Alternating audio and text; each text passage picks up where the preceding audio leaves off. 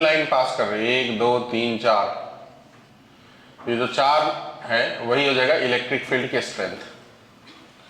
Per unit area में जितना number of lines pass करता है उसे कहते हैं इलेक्ट्रिक फील्ड स्ट्रेंथ या intensity of electric field. Intensity of electric field होता है number of perpendicular field line passing through unit area. एक यूनिट एरिया से जितना नंबर ऑफ लाइंस पास करता है उसे कहते हैं electric field strength, electric field intensity या सिंपली इलेक्ट्रिक फील्ड। और जो इलेक्ट्रिक फ्लक्स होता है इसे फाई से डिनोट करते हैं। इसका मतलब होता है total number of lines, total number of electric lines perpendicular to surface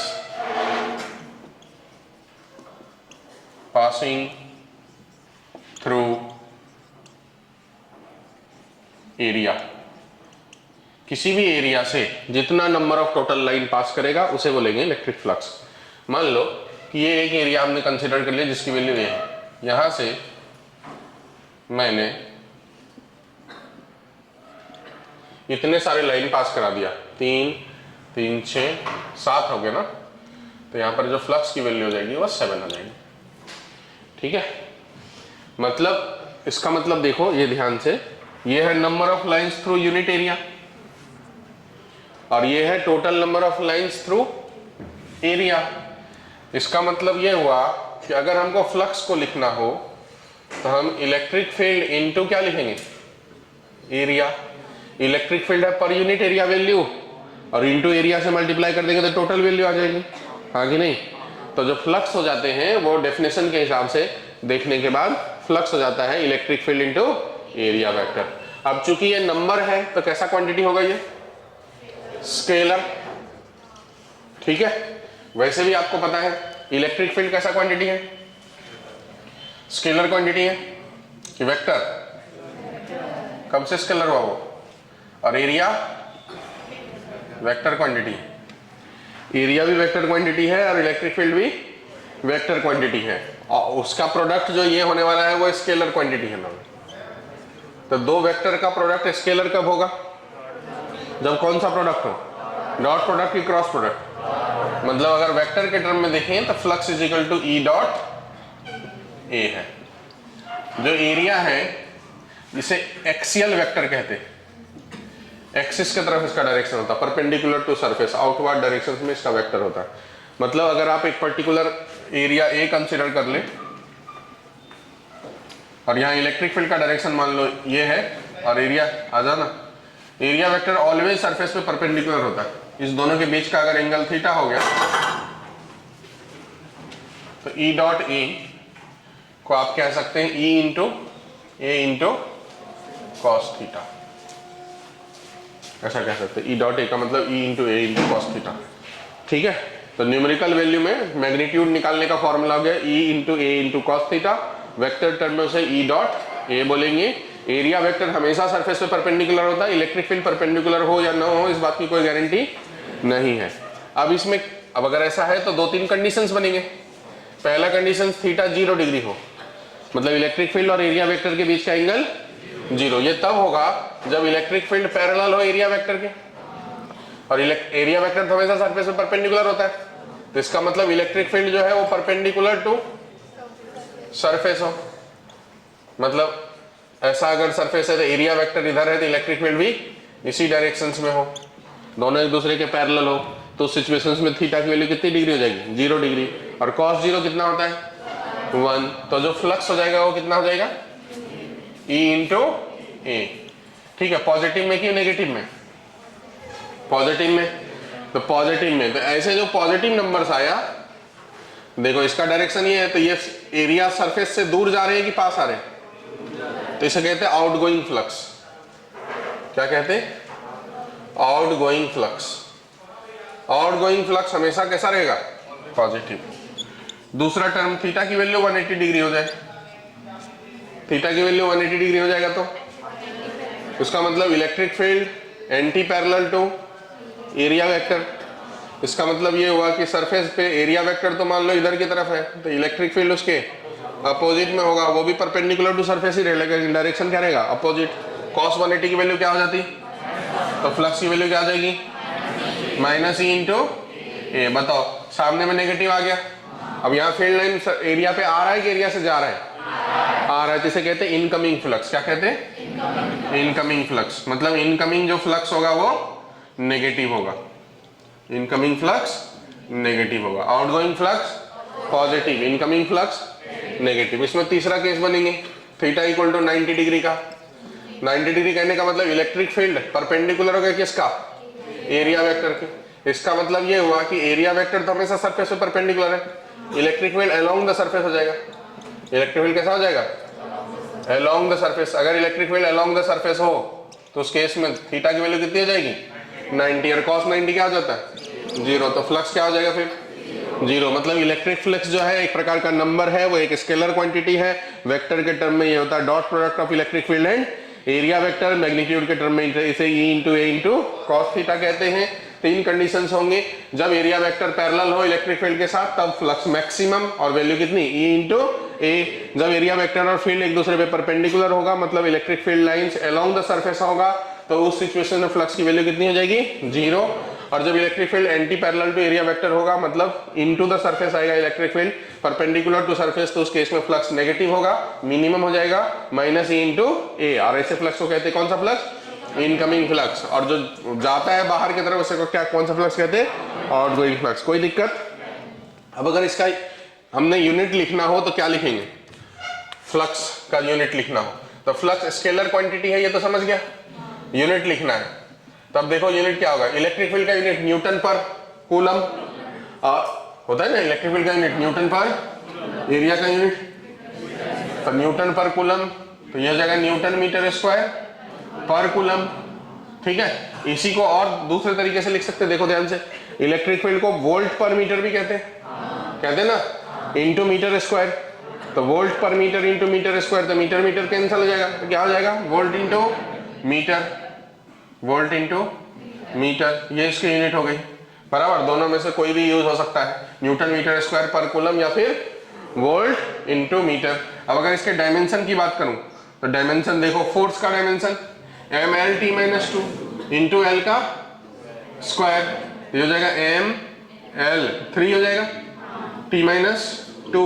नीचे में कूलम, कूलम मतलब चार्ज, ए टी, तो ए ऊपर जाएगा तो -1, टी ऊपर जाएगा तो एक और -1, तो ये टी कितना हो जाएगा, -3, ए -1। ये इसका हो गया डायमेंशन।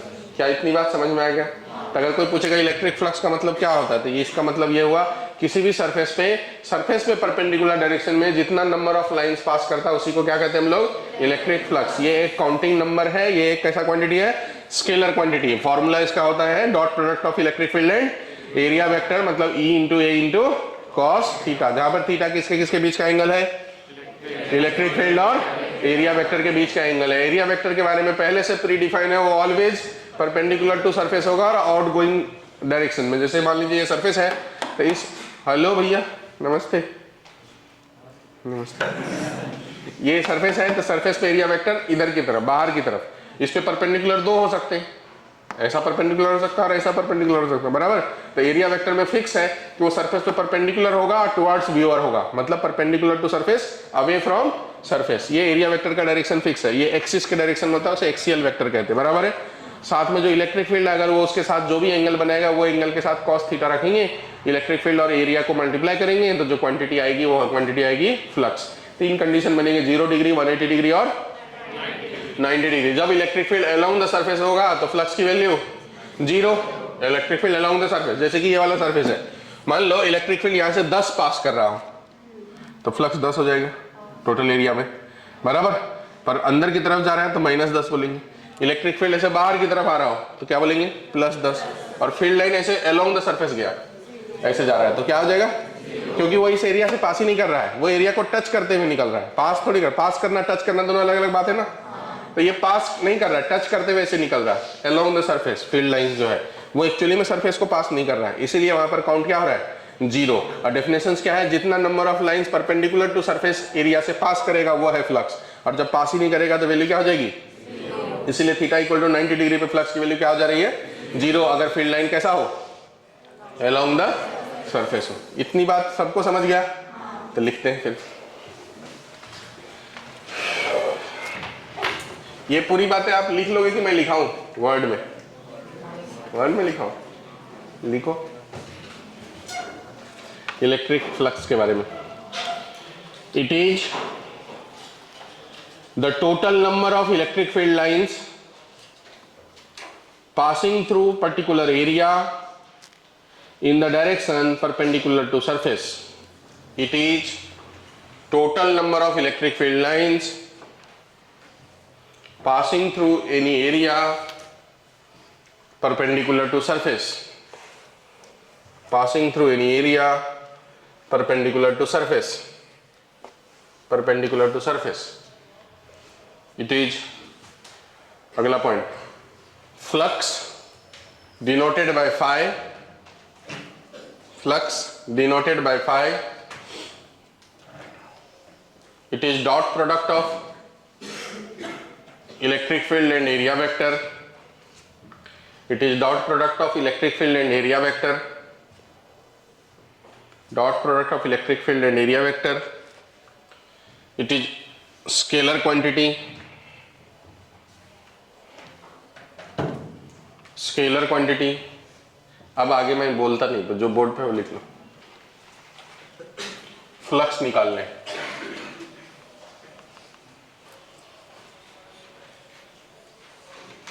ये सर्कल है, रेडियस 2 मीटर है, यहाँ electric field 10 newton per coulomb है, क्रॉस नेचर का। क्रॉस का मतलब जानते होंगे, इनटू द प्लेन, और डॉट का मतलब जी 3 metre, electric field 5 newton per coulomb, dot nature का। रेक्टेंगल है, 3 metre 2 metre, electric field 4 newton per coulomb, dot nature.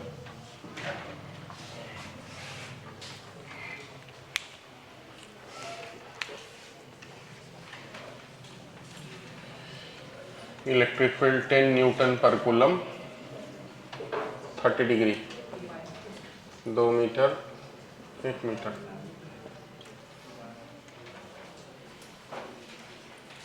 Electric field इधर की तरफ, radius 1/π, 10 newton per coulomb.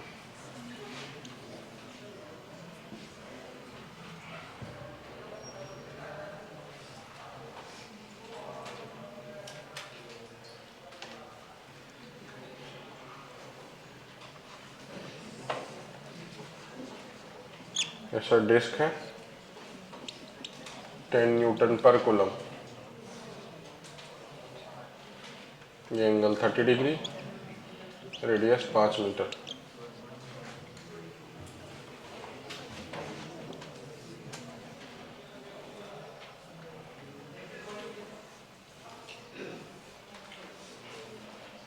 Radius 2 metre,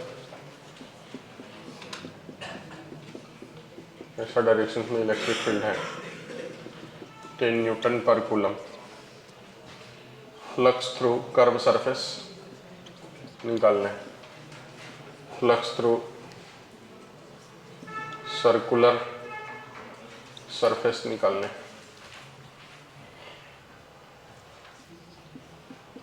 total भी निकालना है।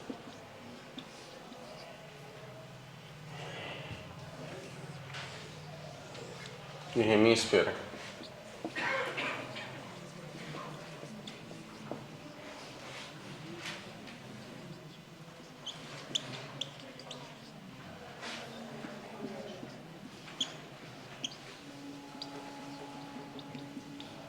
Four newton per coulomb.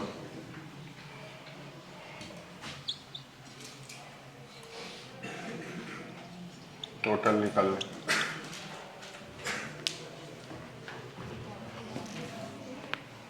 9th number में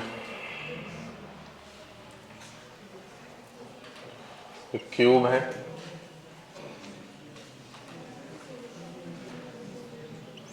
ये जेड एक्सिस, ये एक्स एक्सिस, ये Y axis, electric field 10 newton per coulomb i cap, 2 metre 2 metre.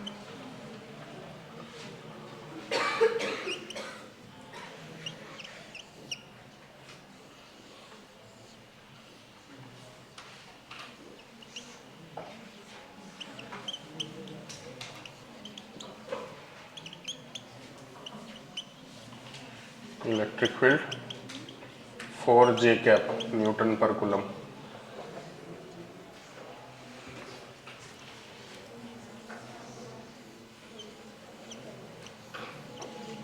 बातें मत करो ना, बताओ जल्दी जल्दी। सब सवाल कहीं ना कहीं दिखेंगे ना, मैं कर दे रहा हूँ। Electric field 2i plus 3j plus 4k newton per coulomb, 2 metre.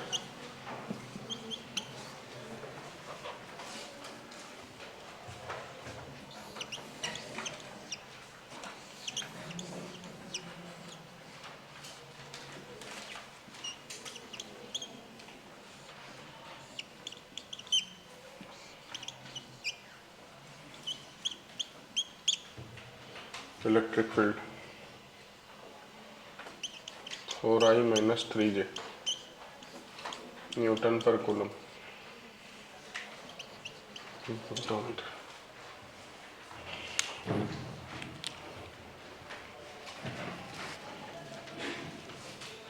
अब मैं बनाऊं,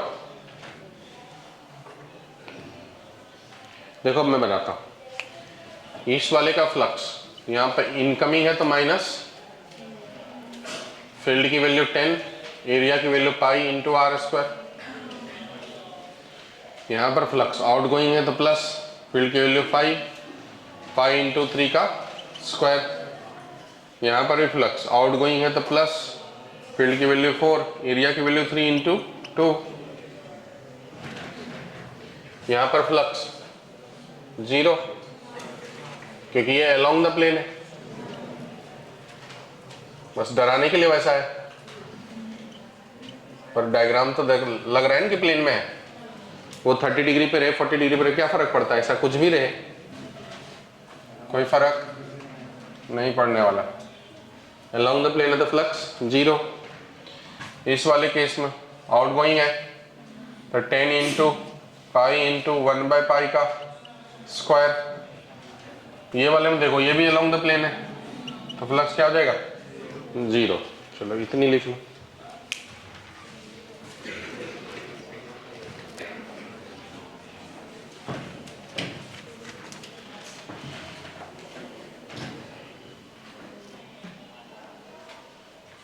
बाद में सीट में मिलेगा क्वेश्चन तो फिर बोलना मत कि नहीं बन रहा है, अभी ध्यान दो सब अच्छे से।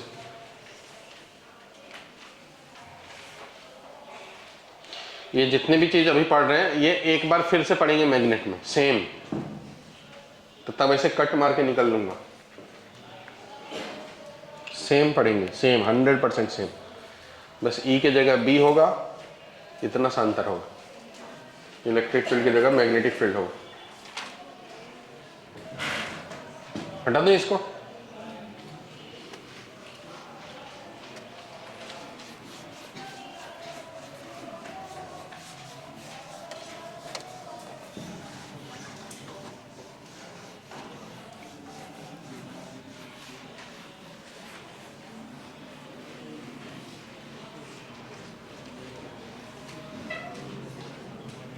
अब देखो इसमें यहां पर फील्ड लाइन आ रहा है, ये हेमीस्फीयर है, हेमीस्फीयर मतलब ऐसा, ठीक है। फील्ड लाइन किधर से आ रहा है, नीचे से। तो अगर सर्कुलर फेस को देखो, किसको देखना है, सर्कुलर फेस, तो सर्कुलर फेस पे फील्ड कैसा है, परपेंडिकुलर इनटू द प्लेन।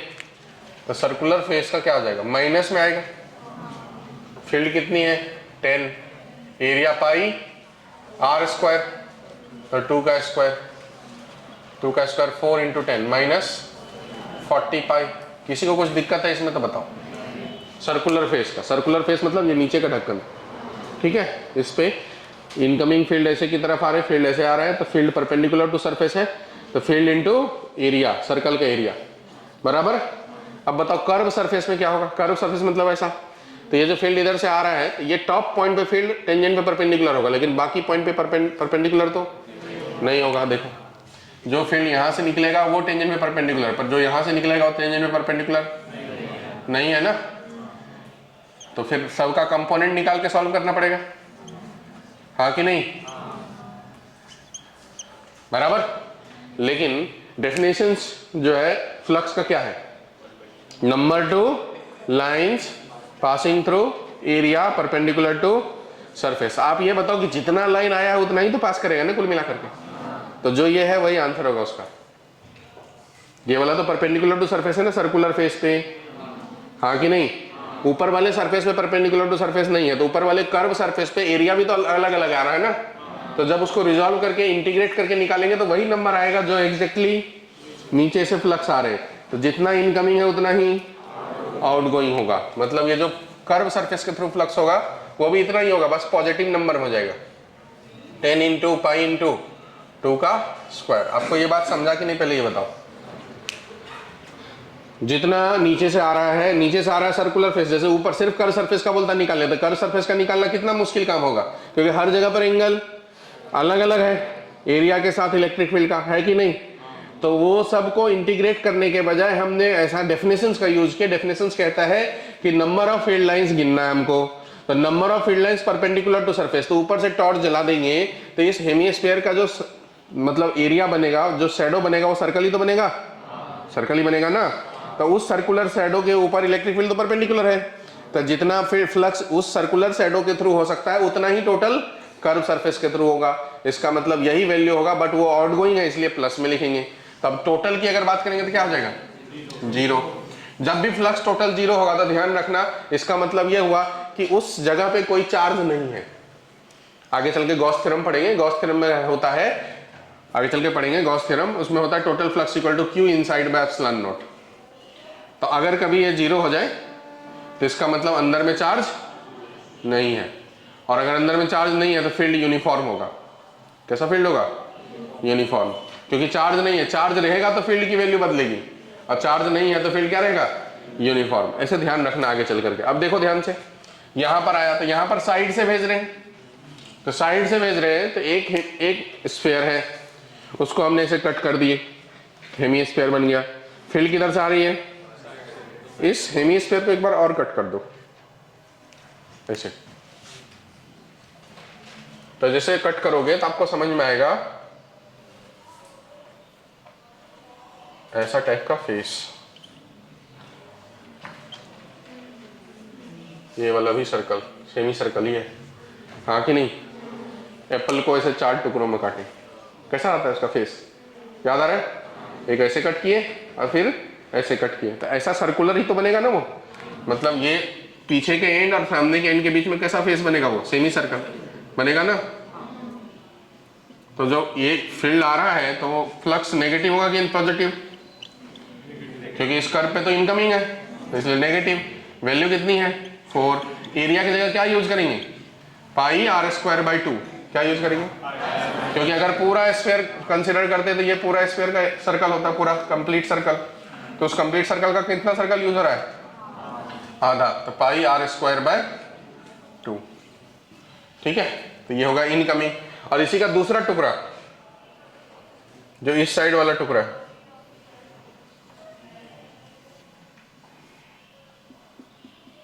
उसके लिए ये फ्लक्स जा रहा है ना, तो बताओ उसके लिए फ्लक्स क्या लिखेंगे? पॉजिटिव। वो भी कितना? E into pi R square by 2। तो टोटल फ्लक्स कितना लिखेंगे? 0। क्या ये बात आपको समझ में आया?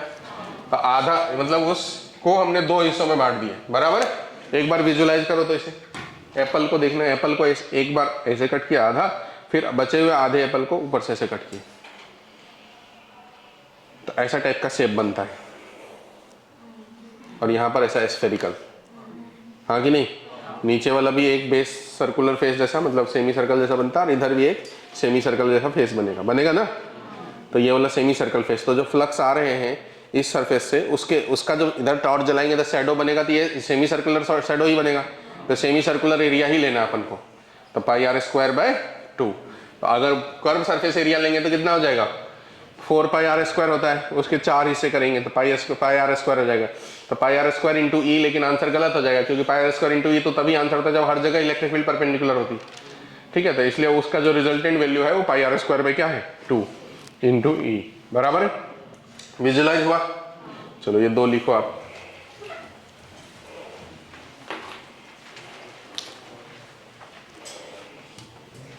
इधर से देखिए, यहां पे क्या है, आई कैप, इसका मतलब एक्स डायरेक्शन में फील्ड है, पॉजिटिव एक्स डायरेक्शन में, तो मतलब फील्ड इधर से आ रहा है और इधर जा रहा है। तो ये वाला एरिया देखो सरफेस, और ये वाला सरफेस देखो,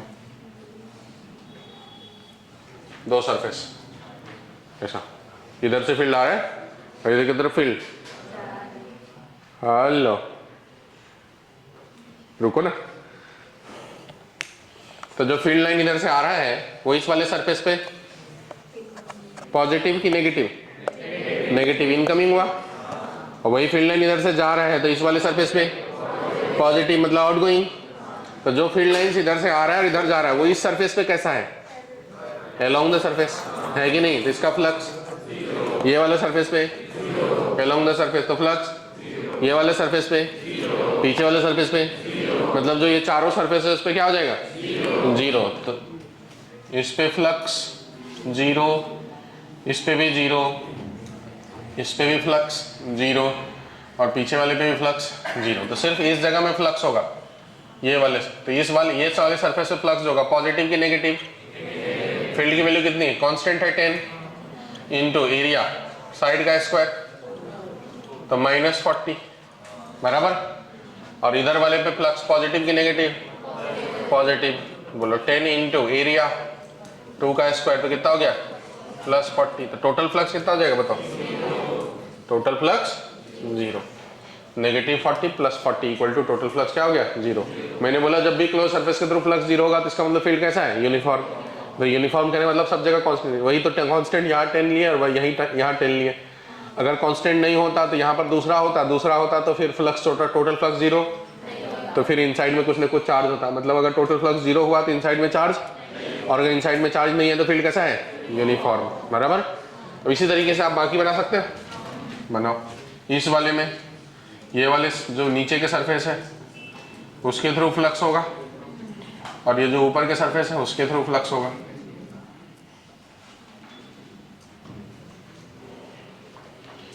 इसमें तो तीनों डायरेक्शन का है।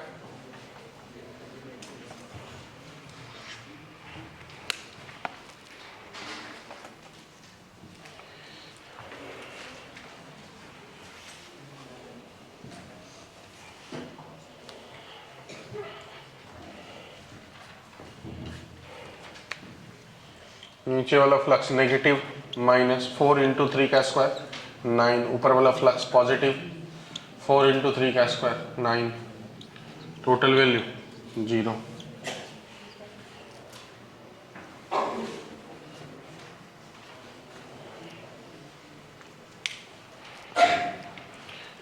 इसमें 6 सरफेस से होगा, एक्स डायरेक्शन में देखेंगे तो -2 इंटू 4 और +2 इंटू 4 ये 2 क्रिएट होंगे। वाई डायरेक्शन में देखेंगे तो -3 इंटू 4 +3 इंटू 4 ये 2 क्रिएट होंगे।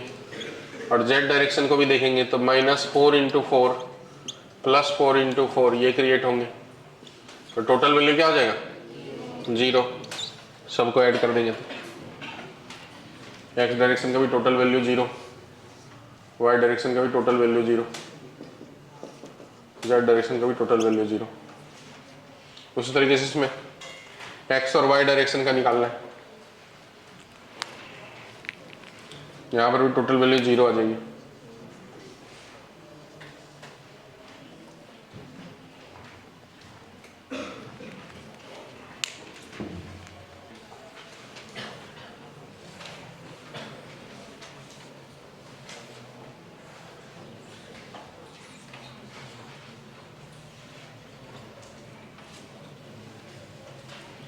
इलेक्ट्रिक फील्ड की value 10 into 1 plus x square i cap 2 metre.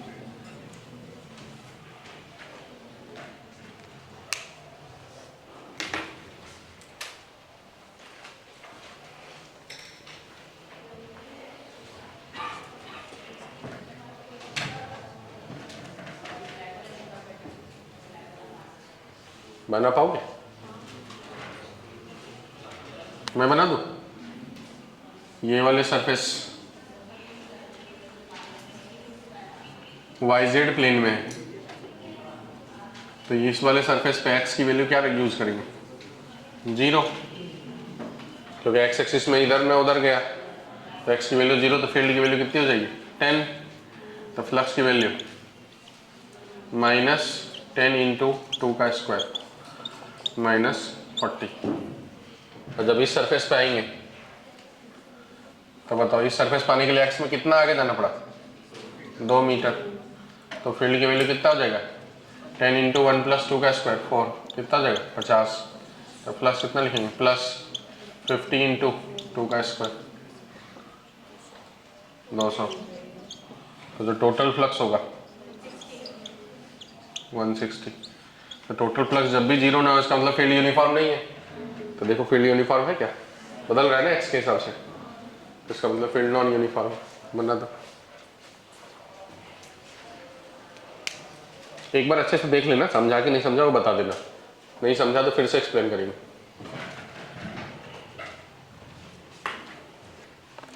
ये वाले सरफेस फील्ड इधर से आ रहे इसलिए नेगेटिव फ्लक्स लिख रहे हैं। इस वाले सरफेस पे, ये ओरिजिन पे ही सरफेस है, तो ओरिजिन पे x की वैल्यू क्या होती है? 0। तो ये x इस सरफेस के लिए x की वैल्यू 0 यूज किया, और इस सरफेस के लिए x की वैल्यू साइड लेंथ के बराबर, जो यहाँ से यहाँ तक का लेंथ है 2 मीटर, वही x के जगह पे यूज हुआ। यहाँ इस सरफेस पे पहुंचेंगे तो इस सरफेस के सभी पॉइंट पे x की वैल्यू कितनी आएगी? x कोऑर्डिनेट 2 आएगा, इसलिए x के जगह पे 2 यूज किया। इस सरफेस में x की जगह 2 यूज कर लिए तो फील्ड अलग आ गया, तो इसलिए फ्लक्स भी अलग आ गया। उधर x की जगह 0 रखे तो फील्ड अलग आ गया, इसलिए फ्लक्स की वैल्यू अलग आ गया। उस साइड नेगेटिव, इस साइड पॉजिटिव फ्लक्स, क्योंकि इधर आउट गोइंग है उधर इनकमिंग है।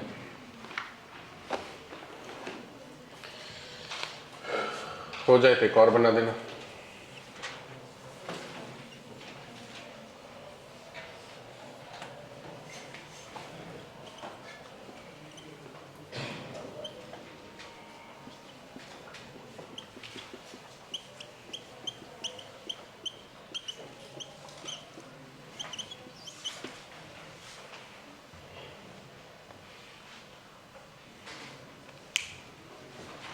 एक और बना देना।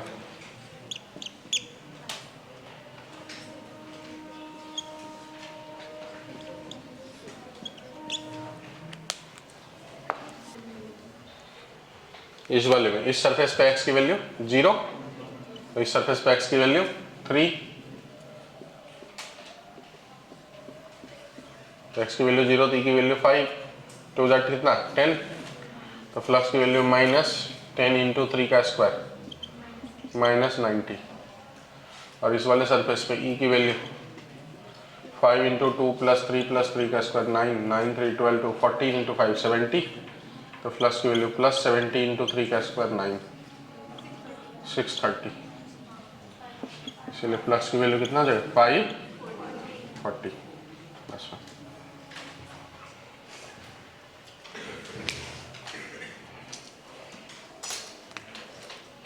इस वाले सरफेस पे x की जगह पे 0, इस वाले सरफेस पे x की जगह पे 2, x की जगह 0 तो e की वैल्यू हो जाएगी 30, फ्लक्स की वैल्यू -30 इंटू 2 का स्क्वायर 4 3 जा 120, और यहाँ पर e की वैल्यू 10 इंटू 3 - 2 1, कितना जगह 10, तो फ्लक्स की वैल्यू +10 इंटू 2 का स्क्वायर 440, इसलिए फ्लक्स क्या हो जाएगा? -80।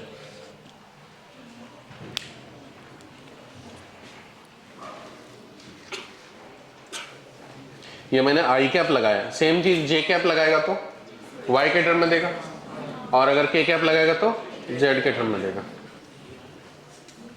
ये भी दे देता हूं, बना लो।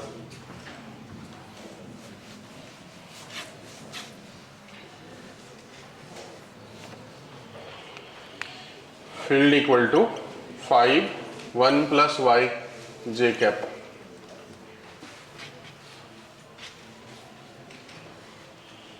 Field equal to 6 2 plus z square k cap.